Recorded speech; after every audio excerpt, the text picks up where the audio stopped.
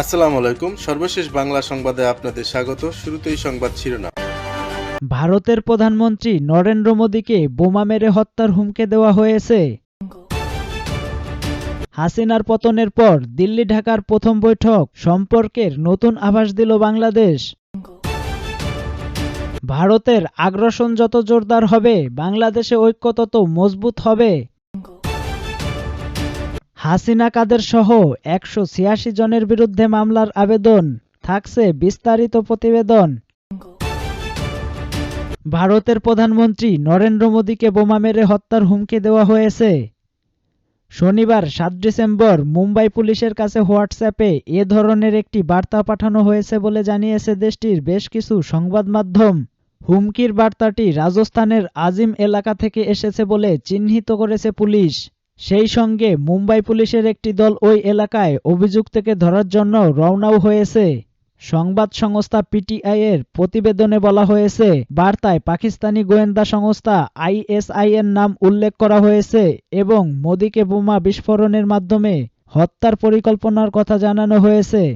প্রাথমিকভাবে তদন্তকারীরা ধারণা করেছেন অভিযুক্তের মানসিক সমস্যা থাকতে পারে অথবা মাতাল অবস্থায় এমন বার্তা পাঠানো হতে পারে, তবে বিষয়টি খতিয়ে দেখা হচ্ছে। এর আগে মুম্বাই ট্রাফিক পুলিশের হেল্পলাইন নাম্বারে একাধিক ভুয়া হুমকির বার্তা এসেছে, যার মধ্যে সম্প্রতি সালমান খানকে হত্যার হুমকিও অন্তর্ভুক্ত ছিল। এ ঘটনায় মুম্বাই থানায় এফআইআর দায়ের করা হয়েছে এবং পুলিশ তদন্ত শুরু করেছে। এর আগে বহুবার বহুজনকে হুমকি দিয়ে ভুয়া বার্তা এসেছে মুম্বাই ট্রাফিক পুলিশের হেল্পলাইন নাম্বারে। হাসিনার পতনের পর দিল্লি ঢাকার প্রথম বৈঠক সম্পর্কের নতুন আভাস দিল বাংলাদেশ। 5 আগস্ট শেখ হাসিনা সরকারের পতন হয়। এরপরে এই প্রথম দিল্লি এবং ঢাকার মধ্যে কূটনৈতিক স্তরে বৈঠক হচ্ছে। ভারত বাংলাদেশ কূটনৈতিক টানাপোড়েনের আবহে সোমবার ঢাকায় যাচ্ছেন ভারতের বিদেশি সচিব বিক্রম মিস্ত্রি। দুদেশের বিদেশ সচিব পর্যায়ের বৈঠক হওয়ার কথা রয়েছে। উদ্ভূত পরিস্থিতিতে ঢাকার ওই বৈঠকে কোন কোন বিষয় নিয়ে আলোচনা হবে তা নিয়ে কৌতূহলের জন্ম নিয়েছে এই দুই দেশেই। আগামী দিনে ভারতের সঙ্গে কূটনৈতিক সম্পর্ক কেমন চাইছে বাংলাদেশ, রবিবারই তার আভাস দিয়েছে সে দেশের তদারকি সরকারের বিদেশ উপদেষ্টা তৌহিদ হোসেন। তার মতে 5 আগস্ট হাসিনা পতনের পর থেকে দুদেশের সম্পর্ক গুণগত মান পরিবর্তন হয়েছে। তা মেনে নিয়েই দুদেশের সম্পর্ককে এগিয়ে যেতে হবে বলে মনে করেছেন তৌহিদ। হাসিনার পতনের পর বাংলাদেশে অঘোষিত প্রধান রাজনৈতিক দল হিসেবে উঠে এসেছে বিএনপি। হাসিনার ভারতের সাময়িক আশ্রয় নেওয়া নিয়ে অসন্তোষ রয়েছে তাদের মনে।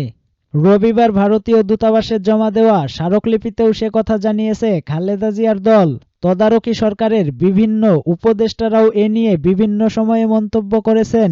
তার উপরে হাসিনা সরকারের পতনের পর থেকে বাংলাদেশে সংখ্যালঘুদের উপর একের পর এক হামলার অভিযোগ উঠে এসেছে। ইসকনকে বাংলাদেশে নিষিদ্ধ করতে আদালতে মামলা করেছে ইউনূস সরকারের তদারকি দল, যদিও তা খারিজ হয়ে গিয়েছে। সম্প্রতি সন্ন্যাসী চিন্ময় কৃষ্ণ দাসকে রাষ্ট্রদ্রোহ মামলায় গ্রেপ্তার করেছে চট্টগ্রাম পুলিশ। সাম্প্রতিক এই ঘটনাগুলিতে ভারত বাংলাদেশ উভয় প্রান্তেই সাধারণ মানুষের মধ্যে ক্ষোভের সঞ্চার হয়েছে। সম্প্রতি ত্রিপুরার আগরতলায় নিরাপত্তা বেষ্টনী অতিক্রম করে বাংলাদেশের সহকারী দূতাবাসের ভিতরে প্রবেশ করে একদল মানুষ। ওই ঘটনায় সঙ্গে সঙ্গে নিন্দা জানায় বিদেশ মন্ত্রক। অন্তত 7 জনকে গ্রেপ্তারও করা হয়েছে। নিলম্বিত হয়েছে 3 পুলিশ কর্মকর্তাও। ওই ঘটনার কিছুদিন আগেই কলকাতায় বাংলাদেশের উপদূতাবাসের কাছেও বিক্ষোভ হয়েছে, যদিও বিক্ষোভকারীদের উপদূতাবাস থেকে কিছুটা দূরেই আটকে দেয় পুলিশ। পরপর এই ঘটনাগুলির মাঝেই কলকাতা ও ত্রিপুরা থেকে কূটনৈতিক মিশনের প্রধানদের বাংলাদেশে ডেকে পাঠায় ইউনূসের প্রশাসন। উপস্থিতি নিয়ে খোঁজখবর নিয়েছে। সেক্ষেত্রে সোমবার বিদেশি সচিব পর্যায়ের বৈঠক এই বিষয়গুলো নিয়ে আলোচনা হয় কিনা তা নিয়ে কৌতূহল দানা বেঁধেছে। ভারতের আগ্রাসন যত জোরদার হবে, বাংলাদেশে ঐক্য তত মজবুত হবে। জামায়াত ইসলামীর নায়েবে আমির অধ্যাপক মুজিবুর রহমান বলেছেন, ভারতের বোঝা উচিত তাদের আগ্রাসন যত জোরদার হবে, বাংলাদেশের ঐক্য তত মজবুত হবে। রবিবার জাতীয় প্রেস ক্লাবের তোফাজ্জল হোসেন মানিক মিয়া হলে গণশক্তি সভা আয়োজিত বাংলাদেশ বিরোধী প্রচারণা বা সাম্প্রদায়িক উস্কানি শীর্ষক মতবিনিময় সভায় তিনি এসব কথা বলেন। অধ্যাপক মুজিবুর রহমান বলেন, ৫ আগস্টের পর থেকে সবগুলো দলের প্রধান উপদেষ্টাকে বলেছেন, আমরা দেশের জন্য জীবন দিতে পারি। বাংলাদেশের উপর যে আগ্রাসন চলছে তা আমরা মেনে নিতে পারি না। আমরা সবাই শহীদ হতে রাজি আছি, কিন্তু প্রতিবেশী দেশের এই আগ্রাসন মেনে নিতে পারি না। তিনি বলেন, জামায়াতে ইসলামী অথবা ছাত্র শিবিরকে জঙ্গি বলা হয়, তারা নাকি হাত কাটে রক কাটে। আমাদের ২ জন মন্ত্রী ছিলেন যাদের ব্যাপারে ১ টাকার দুর্নীতির অভিযোগ আসেনি। ইসলাম যদি খারাপ হয়, জঙ্গি হয়, মানুষ মারে, তাহলে তারা তো আকাম কুকাম করার কথা, কিন্তু তাদের কোনো দুর্নীতি পাওয়া যায়নি। শিবিরের সদস্যরা তো বিড়ি খায় না, মদ খায় না, কোনো মানুষের টাকা ছিনতাই করে না, চরিত্র খারাপ নয়, সবসময় নামাজ পড়ে, মানুষকে ভালো কথা বলে। তিনি বলেন, যারা আয়নাঘর, গায়েবী মামলা সহ বিভিন্নভাবে মানুষের উপর অত্যাচার, জুলুম নির্যাতন করেছে, তারা এখন দেশ থেকে পালিয়ে গেছে। জুলুম করে জালেম পালিয়েছে। তারা চায় ৫ আগস্টের অভ্যুত্থান যাতে ব্যর্থ হয়, অন্তর্বর্তী সরকার যাতে কোনো ধরনের কাজ করতে না পারে এবং দেশকে অস্থিতিশীল করার জন্য তারা সব ধরনের ষড়যন্ত্র করছে। বাংলাদেশের মানুষ তাদের অধিকার আদায়ের জন্য চিরদিন ঐক্যবদ্ধ ছিল। আগামী দিনেও ঐক্যবদ্ধ হয়ে তারা দেশকে রক্ষা করবে।